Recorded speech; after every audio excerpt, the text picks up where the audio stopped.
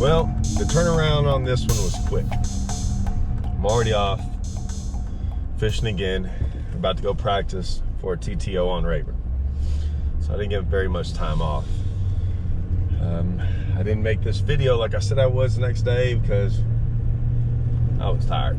But here it is, guys. What this video is an overview of something I see, a trend, if you will, that I think we're gonna start seeing. I don't know if you're gonna start liking it. I don't know if it's very good. It's not a great trend. So before you comment on this video, please, if you're gonna comment, listen to the whole thing, because it's gonna go all over the place. Some guy wrote on there, he's like, man, you like to ramble. You really got to rambling on that one video. No, it wasn't rambling. My mind takes a whole bunch of different things and it can come to an overview, a conclusion of what's going on. Because very rarely is it just so simple to just go, well, this is the cause, this is the effect. No, and this last tournament, Guntersville, there's a big, I saw it, I couldn't put my finger on it. I didn't just see it right away, and it took me driving home. I got some phone calls, I noticed some things, some buddies of mine noticed some things. They noticed, they couldn't figure it out either, but they saw it. And I was like, okay, good, I wasn't the only one. But it all started in that top 10, in the line. In the line, and when I say the line, the bag line or the fish line of us waiting to weigh in our fish. It's very different top 10. I've been fortunate enough in my career to make quite a few top 10s. I remember most of them. I remember the first one where I was in line with all these guys, and I was like, look, I mean, it was my first one, and I was so excited, and I was looking around going, yeah, I'm in there with these guys. Like, these are the guys that I've been seeing forever, and they've been the guys in the sport.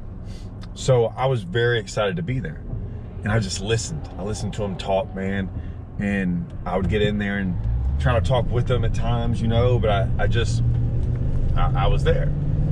Well, over the years, those top 10s become, you know, places where a lot of talk happens. You meet a lot of guys. You meet a lot of some of the best fishermen, and while you're there,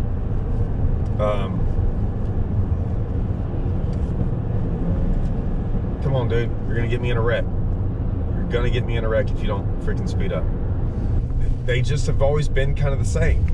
This one was different, very different, very strange. Maybe it was because it was a championship and a lot of guys necessarily didn't know each other. And I'll be honest, there was only one, come on.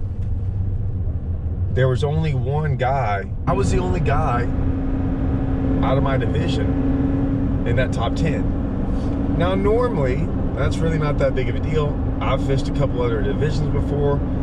I've been around the block. I know some guys. I really didn't know anyone in this top 10.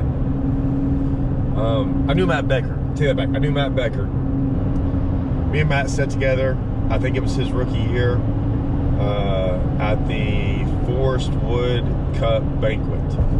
We were at the same table.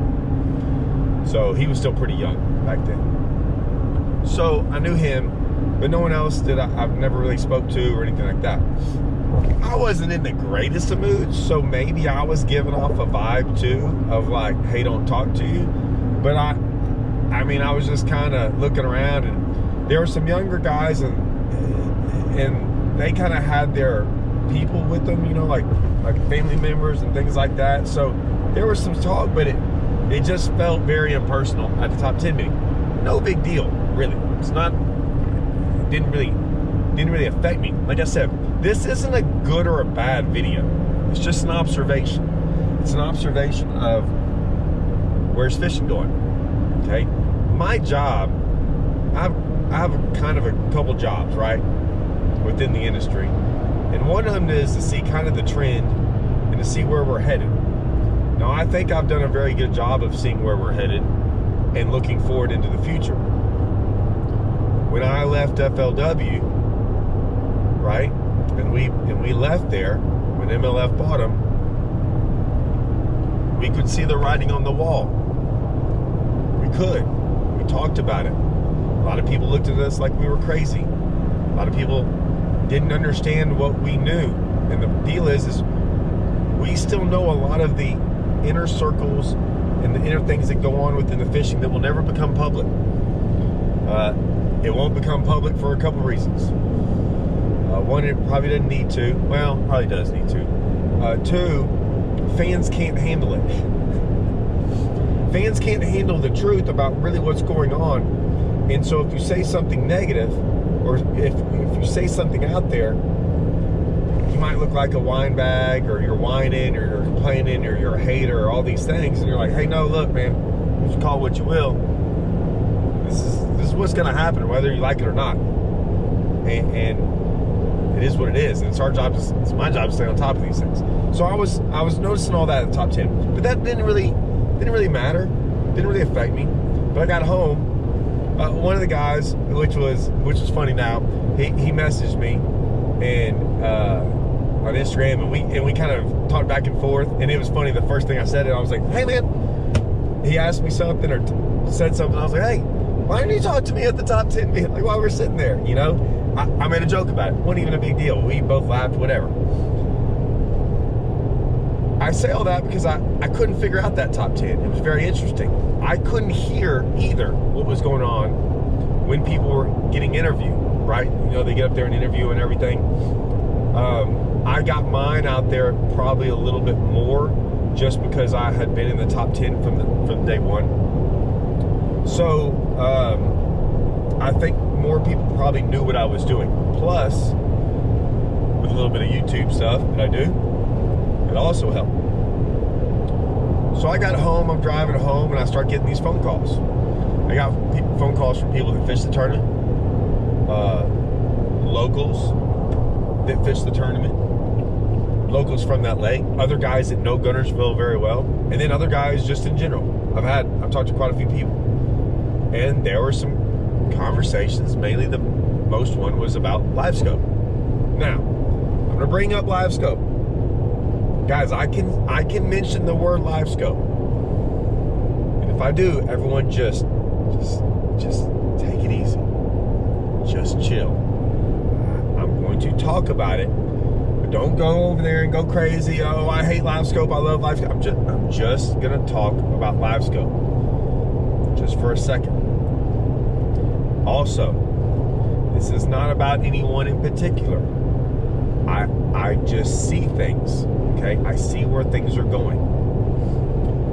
I didn't realize there was quite a few guys using Livescope in this event. I didn't know that. The reason I didn't know that was, one, is I hang around an older generation that doesn't really focus on Livescope that much. I do know some younger guys. That's almost all they do. So I know some things usually about it. Now, I had talked to the guys that were younger about Livescope on that lake, and they were not happy with it. They were like, man, this is not a good lake to Livescope with. It's horrible, it sucks, blah, blah, blah, blah, blah. It's like, yeah, okay. Didn't really care. I'm just gonna do my own thing. Then after day one, I saw some guys that Livescope. It didn't mean I know that they were doing it. But then I saw some other guys that were really good at Livescope do horrible. So I was kind of conflicted. I couldn't figure out, I'm like, okay, well, wait a minute. I couldn't get a good reading on it. Day two rolled around, and it was some of the guys that they might not have been Livescope, but I think they did horrible, which fell in line more with the guys that said they were doing horrible and it wasn't good to begin with. Now, with that being said, some guys caught them off of Livescope, and I got some phone calls about certain things and what people were doing and where they were at and all this stuff, and I usually can sort it all out, and I have a pretty good idea of how it goes. So I'll bring up this. What I realized is Livescope's evolving, and it's changing, and it will continually change. So whatever you think about Livescope right now, 6 months from now, it will be different, okay? What I'm seeing is Livescope is having a larger effect on more and more lakes that you wouldn't think Livescope would do good on. That's number one. I have seen it over the past couple months on lakes. I wouldn't say dominate it, but they're creeping in to top 10s where people wouldn't think that would be the case. I find that interesting. There are certain lakes, especially up north, that they are almost all Livescope lakes. Like, you better have a Livescope when you go fish that tournament. I get that part.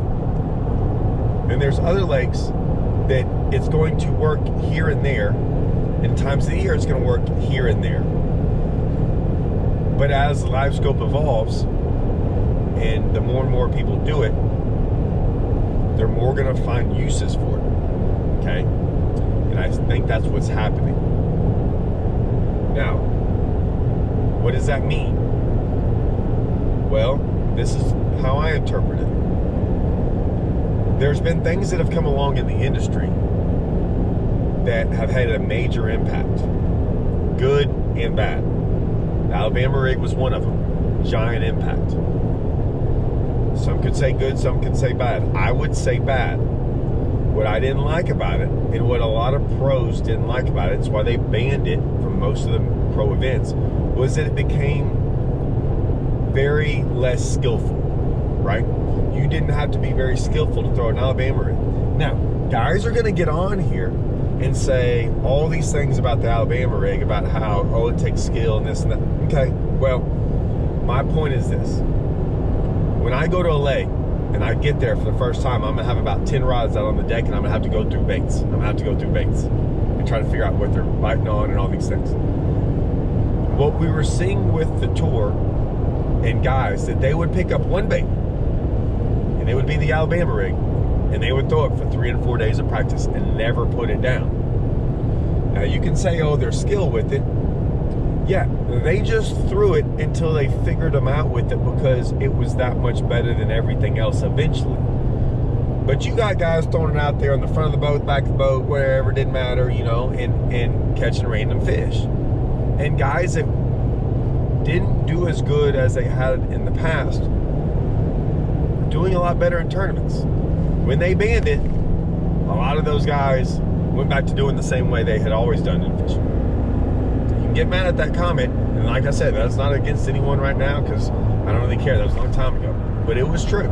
I bring up another point. Like I said, I'm bringing up a lot of points, guys, so you're gonna have to gather all these points up and try to put them all together, right? There's gonna be guys that comment on this and don't listen to all this stuff. They're gonna go off on the Alabama rig and miss everything else. So for those guys that want to do that, let's focus just for a little bit and hear it all out. I have been pretty fortunate that I've become a pretty good sight fisherman over the years. When we go to a lake where sight fishing dominates, I have usually made a top 10, based on the fact that I understand sight fishing fairly well. Not just catching a fish off a bed, understanding where they do it, we're on a lake, which means I can go to a lake that I've never been on and go compete against nothing but locals. And I have a chance to make a top 10 against guys that know the lake very well, and I can just use my knowledge of sight fishing to do good. Find them, understand them, know how they're going to go within a lake throughout those 3 or 4 days, 5 days, and then catch fish that a lot of guys can't catch, okay? I usually, almost always, have made a top 10 when it goes to that over the years, whether it be team tournaments or whatever it might be. When I was talking to some of these live scopers, okay, they get excited when they think it's going to be a live scope event. Now, let's be honest, most of these live scopers are very young, okay? They're not seasoned veterans, okay? You don't have to be a good, I didn't say good fisherman. I said seasoned vet, guys that have been fishing for a very long time. Maybe guys like me that have seen trends and seen the life cycle of what happens with baits and techniques and things evolve over time, right? I've seen it. I usually can see it before it starts happening, like the fallout, the rise, the fall, whatever it might be. I knew Livescope was going to dominate, and I knew it was going to dominate on some events, but I thought it was going to have its time and its place. It's beginning to have a time and place in almost every event. Now, I told some of those Livescopers, I said, hey, look, you're all excited about Livescope, but are you excited about what you just witnessed? And what I mean by that is some guys caught them on Livescope and they didn't. And I said, hey, that's not, get ready for that. It's going to make them mad. Those Livescopers that really, really rely on it, it's going to make them mad when they don't catch them when it's a Livescope event. This is where, I don't know if people are going to get, I don't know what they're going to think about this comment or what I'm about to say next. But man, hear me out. I feel like I know what I'm doing with sight fishing, and then I could beat most of those guys, and I knew I could catch fish that they couldn't. Okay, there's going to be a ton of Livescopers that get on there and say, "Well, man, just because you can see them doesn't mean you can catch them." You're right. I agree with you. Okay, but it's not the same thing as sight fishing. It's not. There are times when it is hard, but you are going to. But the difference is, sight fishing, you usually can't pull up to a bed and catch 25 to 35 pounds off one single bed, right? You have to go and manage areas all over the lake, different fish, each one is individual, do all that. Livescope, when it's a Livescoping event, you can usually go Livescope all over the lake. That's what they want. But now what I'm seeing is Livescope is becoming a little bit more spot oriented. You know what? When it becomes spot oriented, maybe they're easy to catch, maybe they're not. But if they are, anyone can now start doing it. Maybe not win. Not always about winning. But maybe you can start making top 10s, and it's not that hard to catch them. Because maybe there's a whole bunch of them, right? Maybe it's very info oriented, where the guy with the best info that pulls up on that lake, and he's already got the spot, the GPS marked down. Maybe he does better than you, even though you know how to Livescope better than him, right? So now if it's who has the best info, we go start playing that game. Like I said, I'm viewing it and comparing it only to sight fishing. Now, info has always been a part of our game. I get it, right? And I hate it. And I'm the world's worst. I hate info. I think anyone that's watched my videos sees how I fish. When I make these series, you can see how I start off my practice. And anyone that watches this Guntersville event that I've already started working on, you will see the process of how I find my fish. Okay? You will see it. Everyone that watches the video will see how it goes down. You will see the dots being connected. You'll see it all come together. I can make that video. I can make that video because you will not see a spot. You will not be like, why did Todd just roll up there and just start fishing there and catch all of his weight there? No, you won't see that. I don't do that. I don't do that because I don't get any info. You can tell I don't get any info because of all the people that joked with me going, you caught him off the docks? Really, Todd? Docks? Like, can't win a tournament off the docks. And I didn't win the tournament. You're right. I was there. It was close. But I did not win it. And then I told people where I was from that lake that know it, and they just started laughing because they're like, yeah, they know darn well no one would have ever have told me to go right there. They wouldn't have. Because it's not known. But I've also learned in those big tournaments that usually what happened the year before or years before, it never plays out the same. I've learned that. That's why I don't get info. Because if I find that stuff, got it all to myself. It's different. It's how tournaments get won. I know that. Let's see if I can get some gas. Oh, yes. So I told those guys on Livescope, get ready. It's coming. And it's gonna piss them off way more than it pisses me off. Now, I'm not saying I won't go Livescope. I'm not saying I don't know how. I'm not saying I like it or dislike it. I've told you my thoughts on it, that I think in that other video, it's not that I don't like it, it's just when will it ever stop? Never said ban it, never said anything like that. There's some guys calling me that are really good with Livescope that are starting to get worried about it.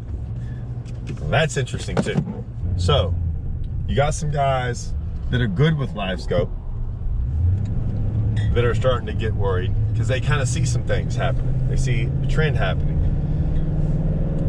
that before, right, you could do Livescope and it was about maybe who was the best Livescoper and it made sense and everything, but when it starts becoming spots, it starts becoming very spot oriented, and when it starts having to do with a lot of info, right, then it becomes info over talent. And that's the part I hate, right?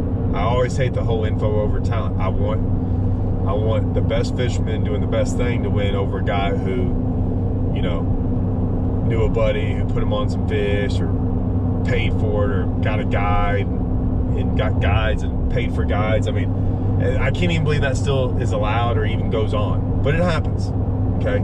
Even for big tournaments. So I just wonder what's gonna happen moving forward. Now, how does all that tie in together?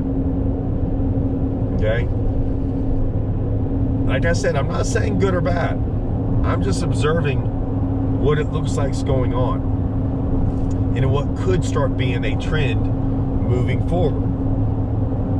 How does that affect y'all? What does that really mean? Well, there's always been this big talk about banning Livescope.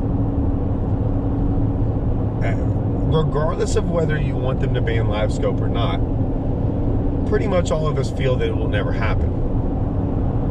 The reason is because of money, right? There's too much money involved in it. I'm not saying they should ban it, right? When I made that video, it was more or less, when would it ever stop? I think Livescope's pretty cool at times. Not maybe to win a tournament. I think I've seen a lot and learned some things that I didn't know about fishing. The one thing that I love the most about Livescope, because I always found it funny, is to hear all those guys on all those TV shows and all those tournaments tell you what was going on underneath the water, like they knew. Livescope has pretty much gotten rid of all those things that all these professionals, even me, I mean, I'm not saying I ever knew, but it got rid of all these things and all these myths that people thought, like, oh, fish are doing this, and that. But they've been wrong. They've been wrong on all of it. Livescope has shown you that they are wrong on all that stuff. Okay? Which is hilarious to me. I find that's the best thing I think about Livescope. It's funny to me about that part. Where it's going? Well, there's already been comments, and we already know that despite whether you like Livescope or not, many people don't like watching people Livescope and catch fish. Fair point. So that's going to knock back ratings. So if we have more and more people Livescope and more people catch fish Livescoping while on TV, while on like the live feeds and all that, and people could stop watching because it's not as interesting. I understand why it's not as interesting. They say they don't want to sit there and watch some guy with his head down looking at a screen throwing a fish. Usually if that's the case, the reason they don't like that, and I agree with them, is because no one's saying anything. They're just throwing at a fish that's over there 70 feet away. They're not really learning anything. If you don't have Livescope, or even if you do, you know that guy's throwing at a fish, but you don't know why he's throwing over there. You don't know anything about anything. You know just for the fact that he's throwing at a fish he sees on the screen, and there's usually nothing being said. Our sport is info based when it comes to we want to learn about fishing. We rarely watch it for the excitement, okay? We've tried to make it exciting.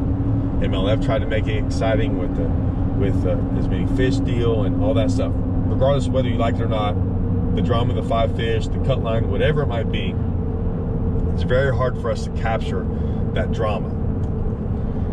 What we can capture is the learning experience, because we can take what we learn and go apply it, okay? There's not a lot of stuff being applied when it comes to Livescope, in the sense of, if you don't have Livescope, it's pointless to you, which is kind of like I said, why some people don't like it, because they can't afford it, or they don't want to do it. Hey, I get it all. Get 100% of everything what they just said, and I'm with them. I'm right there with them. Right? It's too expensive. It's getting too expensive. It's getting too expensive for everyone. Almost everyone. Some guys, they can have as many live scopes as they want. It wouldn't bother them. But for most of us, it's why if you look at my boat, I don't have the most expensive screen for live scope. I don't have any of that stuff. Right? I have pretty much the basic you can get. If people stop watching that live stream because more and more people start live scoping, we're going to have to take that into consideration, whether or not they're going to keep it or not. That's where I'm not saying the trend is, but I'm observing that might be what might happen. I'm just throwing that out there. Because if people don't want to watch people live scope all day long on live stream, right, and they're not learning anything, and it's boring watching a guy like this look down at a screen and not say a word, I can see that being an issue moving forward. That's what I observed this past week in the days following Guntersville, is that it's creeping in more and more.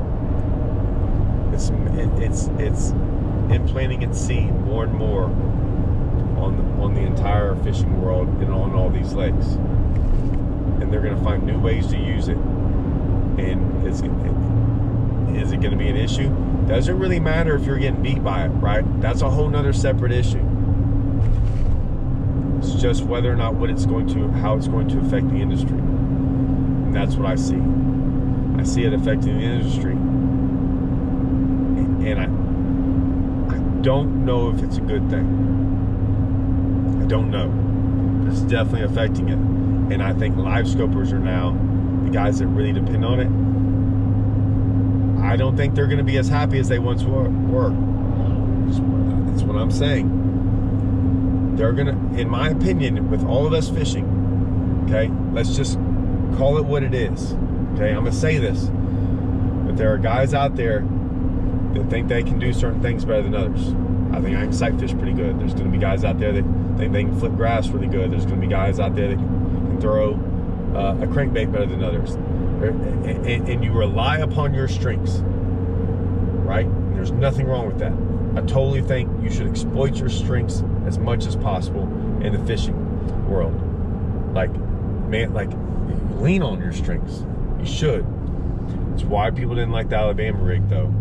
It's because it felt like guys could go out there and sling around an Alabama rig without any thought or any strength or any technique or anything, just slinging around, and you could get beat. It started becoming like it was more luck involved than skill. We don't want that. As most fishermen, we don't want. We want it based on skill. I do. I personally do. With this, I think live scopers, the really good ones, I think it's going to start bothering them when they start getting beat by guys that can't really live scope. Maybe they think is good, but maybe they get better info and find a better spot, or they get this, or they get that, or stuff happens. Just saying, it's going to happen where they're going to look up and they're going to be like, how in the world did that guy catch him? And I didn't. Me not being that much of a live scoper, I kind of hope it happens, because I want to sit back and watch them get mad. So I kind of find it funny a little bit. I ain't gonna lie. I ain't gonna lie. I kind of find that funny. So that's what I observed. I don't know. Tell me what you think. Please don't just focus on one little thing. There's a whole bunch in there. I get it. Right? There's a whole bunch in there. So if you made it this far, you probably understand that. There's going to be other guys that made it 5 minutes and they're going to freaking go off on comments. And I'm not even going to answer. I'm not even going to respond to them. Every time I respond to them, I'm just going to be like, oh, you must not have watched the whole video. That's what I'm going to respond to. All right. This might have been a long one, guys. Thanks for staying along. And, yeah, we'll get, I'm working on the videos, guys. I'm working on them.